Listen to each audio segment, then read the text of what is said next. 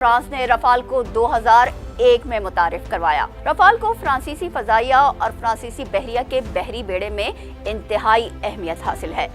اسے کئی ممالک مثلا مصر، بھارت، قطر، گریس، کروشیا، انڈونیشیا، متحدہ عرب امارات اور سربیا نے اپنی افواج کا حصہ بنا رکھا ہے۔ رفال کو دنیا کے سب سے جدید اور قابل جنگی طیاروں میں سے ایک سمجھا جاتا ہے۔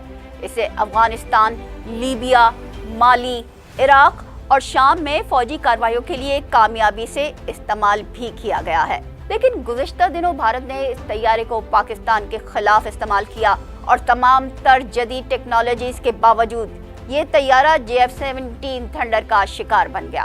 یہ ایک 4th جنریشن کا بہترین لڑاکا طیارہ ہے، لیکن اسے اڑانے والے بھی باصلاحیت ہونے چاہیے۔ اگر بھارتی پائلٹس ہوں تو JF-17 تھنڈر بھی اسے مار گراتا ہے۔